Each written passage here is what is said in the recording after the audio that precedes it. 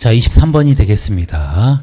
자, 2018년 10월 27일 제41회 한국사능력검정시험 고급 해설이 되겠습니다. 저는 반쪽학습법 창시자 김군입니다. 하프 한국사를 이제 우리 반쪽학습에 적용시켜 보는 거죠. 반쪽을 보고 반쪽을 생각해 보는 겁니다. 여러분들이 반쪽은 적어 보시는 거예요. 자, 보겠습니다. 의주로 파천한, 그렇죠? 천도했다는 얘기죠. 도망간 사람이 누굴까요? 전쟁이 일어났을 때 임진왜란 바로 선조입니다. 선조. 그렇죠? 선조가 이런 군문교도를 내렸다는 거죠. 비겁한 왕이기도 하죠. 도망갔어요. 자, 그래서 이제 이렇게 교도를 내렸다는 거예요. 처음에는 부산첨사 정발이죠. 부산첨사 정발. 동래부사 송상현, 상주의 이일, 충주 당금대 신립 전부 다 패하게 됩니다. 그래서 관군은 다 패하지만 의병과 그 다음에 이순신이 있었죠. 이순신은 난중일기를 기록했고 첫 승리가 뭐죠? 옥포해전, 옥포해전. 그 다음에 거북선 사용한 승리가 사천포해전. 최대 승리는 바로 한산도 대첩 이렇게 되겠죠. 한산도 대첩. 자, 그래서 삼도 수군 통제사가 되는데 모함에 의해서 이제 잡혀가죠. 왕의 명령도 안 듣죠. 왜? 매복이 있으면 굉장히 힘들어요. 그래서 매복이 있을까봐 왕의 명령도 천천히 수행하다가 이제 왕의 노염을 즉 선조의 노염을 사게 됩니다. 그래서 삼도 수군 통제사에서 해임이 되죠. 그걸 이제 이어받은 사람이 바로 원균이죠. 원균. 이때 휴전협정이 다시 깨지고 다시 쳐들어옵니다. 그걸 바로 정유재란이라고 하는데 그 정유재란 때 이제 칠천량 해전에서 원균이 완전히 대패를 하게 됩니다. 보인도 여기서 죽죠. 자, 그리고 이제 육전에서는 승리하게 되는데 여기가 이제 직산 전투라는 것이죠. 자, 그래서 조명연합군이 직산에서 승리하게 됩니다. 삼도 수군 통제사로 다시 이순신을 임명했지만 뭐 배도 거의 남아있지 않죠. 12척만 몰래 숨겨놓은 배설이라는 장군이 이거를 군령을 어기고 몰래 숨겨놓은 것 정도밖에 없다는 거죠. 그러니까 수군을 파하고 육군에 합류해라 했는데 전하 저에게는 12척 아직 12척의 배가 있습니다. 신에게는 12척의 배가 있습니다 하면서 이제 기적 같은 승리를 이룬 곳이 바로 명량해전이 되죠. 명량해전 이렇게 됩니다. 자, 그리고 이제 마지막 돌아가신 게 이제 노량해전이 되겠죠. 그래서 난옥사한 명노 이렇게 하는데 칠직이라는 말이 안에 들어가 있다라는 것을 기억해 두시면 되겠습니다. 자, 그래서 왕이 도망가는 거는 바로 이렇게 관군이 전부 다 패했기 때문에 도망가게 되죠. 도망가서 이제 돌아오기 전까지 이제 광해군을 세조로 삼고 이제 혹시 나 몰라서 중국으로까지 도망가려고 했던 왕이 바로 선조가 되겠습니다. 그렇지만 계속해서 연전연승하는 이순신 그리고 이제 원군이 패하긴 했지만 명량해전에서 성공하게 되죠. 이순신이. 그래서 수군을 대표하던 이게 정유재란이 됩니다. 아까 신립 얘기했죠. 신립은 여기서 이제 크게 패하게 된다는 거죠. 그리고 본인도 죽게 됩니다. 이종무, 그 다음에 이제 계약조, 그 다음에 이런 것들은 전부 다 세종대왕 때 한참 전이죠. 그 다음에 삼포회라는 이제 중종 때 이루어지는 이제 외인들의 난이 되겠습니다. 부담포, 제포, 연포에서 일어났다 이런 거죠. 자, 그래서 임진왜란과 관련된 건 이 두 개입니다. 두 개고, 자 먼저 패했죠. 그 다음에 자 여기까지 난옥사 한까지는 임진왜란이라고 하고 다시 쳐들어온 거를 이제 정유재란이라고 한다. 임진왜란, 정유재란 이렇게 됩니다. 자, 그 다음 24번 보겠습니다.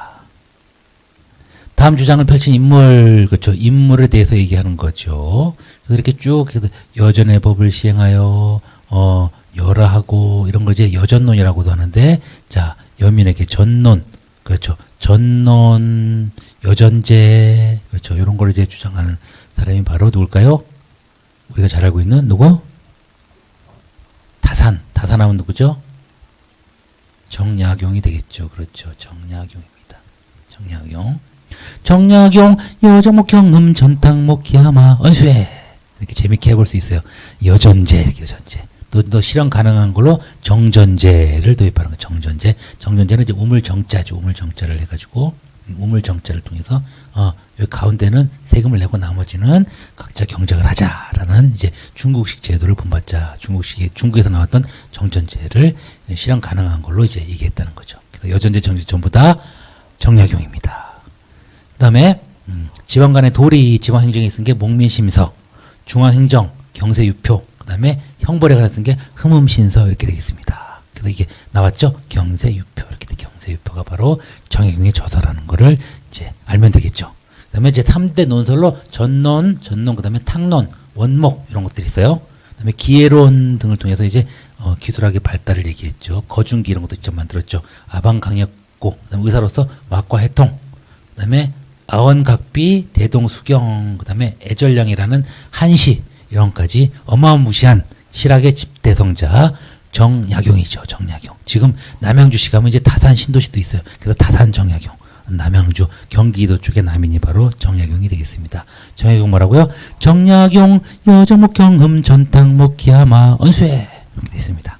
이렇게 할 줄 아는 사람이 뭐예요? 빙산을 다 보는 거죠. 빙산 일각만 문제만 풀 수 있다. 그걸 너무 부족합니다. 자, 의산문답은 홍대용, 이막은, 의산무지, 담어주, 성문기부, 홍대용이에요. 동의수대부호는 이제 이재마. 자, 3번은 유수원, 우상생, 평전. 그래서 유수원은 우서, 상업발달과 생산성까지 직업적 평등과 전문화 이렇게 얘기했어요. 그래서 유수원, 우상생, 평전에서 중상학파의 선구자가 됩니다. 그 다음에 이제 중상학파의 집대성자는 박제가, 북수선수 우물, 그래서 북학에 의해서 이제 소비를 강조합니다. 우물물에 비유하면서. 그래서 북수선수 우물, 우역, 그래서 청과의 교육까지 강조하고 서울 출신이다 보니까 신분차별까지, 이게 신분차별 철폐까지 부르짖는 분이 바로 박제가. 지금 오늘은 뭐 하는 거예요? 지금 정약용 하는 거죠. 정약용, 여정목, 경음, 전탕목, 기하마, 언수회. 재밌죠? 자, 그 다음 들어가겠습니다. 자, 25번. 자, 다음 대책의 내용. 임금께서 군포를 절반으로 줄였다. 이거죠. 전판을 줄였다. 이걸 말하냐면, 자, 군역을 균등하게 한다는 뜻에서 균역법이 된다. 균역법. 그래서 균역청을 설치하게 되죠. 그래서 세입이 감소합니다. 반으로 팍 줄여줬기 때문에. 그래서 세입의 감소분을 어떻게 메꿀 것이냐? 바닷가에서 받아들이는 게 있어요. 이게 바로 어세, 염세, 선세라는 거죠. 어장세, 염전세, 선박세 등을 이제 균역청에서 걷어들여서 이제 요거를 이제 세수 부족분에 메꾼다는 거죠. 또 결작이라는 거를 더 가지고 너 군대 안 가니까 양반들이 주족 가지고 있는 그 지주들한테 일결당 몇 두를 받을까요? 2두를 받게 됩니다. 2두를 받게 되는 게 바로 결작이다. 또 자, 일부 부유층한테 양반 되기 전에 부유층한테 선무군관이라는 칭호를 주고 선무군관포를 걷게 됩니다. 한 번씩. 그래서 이제 바닷가에서도 걷고 결작도 걷고 선무군관포도 걷으면서 이 세수 부족을 메꿨다 이렇게 됐어요. 자, 여기에 있는 내용이 이제 여기 들어가 있으면 되겠죠. 그렇죠? 여기 들어가 있네. 그렇죠? 들어가 있죠. 그렇죠? 선무군관. 요거 말면 안 되고 뭐라고요? 어염선 결모 이렇게 알아둬야 된다는 겁니다. 그래서 답은 이제 3번이 되겠죠. 양전사업, 지계 발급은 대한제국대예요. 그다음에 수신전, 휴량전을 폐지한 왕은 지정법 실시하는 이제 세조 때입니다. 요거는 또 다른 기회 있을 때 설명드리도록 하겠습니다. 자, 26번. 굉장히 이제 이거는 알아야 될 게 많은 내용이에요. 에도 막부, 즉 에도가 누구냐면 이제 에도 막부가 바로 이제 도쿠가와 이에야스가 만든 막부가 됩니다. 풍신의 수길 도토 히데요시가 죽자 임진왜란이 끝나게 되거든요. 그러면서 이제 도쿠가와 이에야스가 이제 새로운 정권을 만들었다고 하면서 자, 기요약조를 맺자고 해요. 광해군한테. 그래서 20척, 배는 20척, 그다음에 우리가 내려주는 게 100석, 세사미도 100석으로 이제 한정해가지고 서계를 지참하게 하는 서계, 대마도주가 사인하는 서계를 꼭 지참해오라. 문서를 지참해오고 부산포만 이제 개항을 하게 되는 게 바로 기후약주입니다. 그러면서 이제 우리한테 뭘 요구하냐면 통신사를 요구합니다. 통신사를 요구하게, 이제 통신사를 청한다는 거죠. 그렇죠. 우리한테 통신사를 청하게 됩니다. 그래서 이제 그런 내용들이 이제 적혀져 있는 거예요. 한국 자료도 일본 자료도 있어. 근데 이게 바로 세계 기록유산에 등재가 된 거예요. 그렇죠? 세계 기록유산에 등재가 됐다는 거죠. 그래서 중요하게 됩니다. 이거 통신사 기록물입니다. 자, 청할 때마다 이제 가게 됩니다. 그게 바로 이제 비정기적으로 갔다는 거지 매년 간 건 아니에요. 비정기적. 청할 때마다 갔다. 자, 그 다음에 이제 연경이 어쩌면 베이징이에요. 연경은 베이징. 즉 중국에 갔다 온 사시인들이 남긴 게 연행록이라는 거예요. 그 중국에는 이렇게 하정사, 성절사, 천추사 이런 걸로 해가지고 생일따라든가 아니면 이렇게 여름 뭐 하여튼 무슨 기념식 때 오지 말라는데 자꾸 갑니다. 명나라, 청나라 등에 이제 자주 가는 거예요. 이게 바로 이제 주로 중국에 가는 거고요. 그 다음에 이제 여진, 이제 애들이 이제 위해서 사신 왕래를 위해서 여관을 개설해 주거든요. 이게 이제 북평관이다. 북평관이라는 이제 숙소를 만들어 줍니다. 이때는 이제 여진 등이 됩니다. 자, 등을 위해서 만든 거고요. 그 다음에 이제 이게 바로 답이 되는데 1811년 정도까지 문화 교류 역할을 했죠. 우리가 전해주는 문화를 얘네들이 이제 잘 받아먹었다는 거죠. 그래서 문화 교류의 역할을 한 게 바로 통신사가 되겠습니다. 통신사. 그래서 이제 요거는 통신사를 얘기하는 거예요. 통신사는 세계기록유산에 등재가 돼 있다. 마지막으로 현재까지 이제 가장 마지막이 세계기록유산인데 세계기록유산 여기 많은 내용들이 있어요. 제일 처음이 뭘까요? 당연히 우리의 자랑 한글. 그 당시에 뭐예요?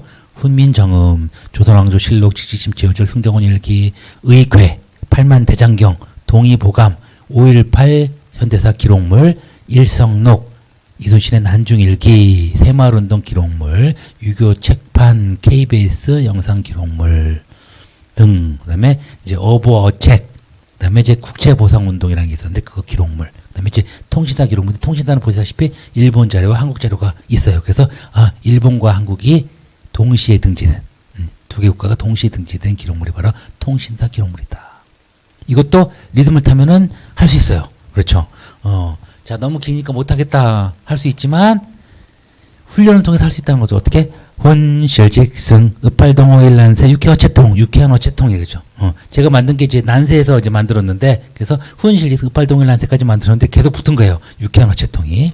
그래서 훈실직승 읍팔동호일난세 육회어체통 이렇게 되겠습니다. 이게 바로 세계 기록유산 유네스코. 그래서 꼭 알아둬야 되는 거고요. 자, 기후 약조 등을 통해서 이제 통신사를 이제 파견하게 됩니다. 통신사를 파견해서 19세기 초반까지 파견하게 됐다. 그리고 이제 개항 이후에 1876년 19세기 후반 이후에는 이제 수신사라는 걸 파견하게 됩니다. 이때는 통신사다. 기억해 두시면 되겠습니다.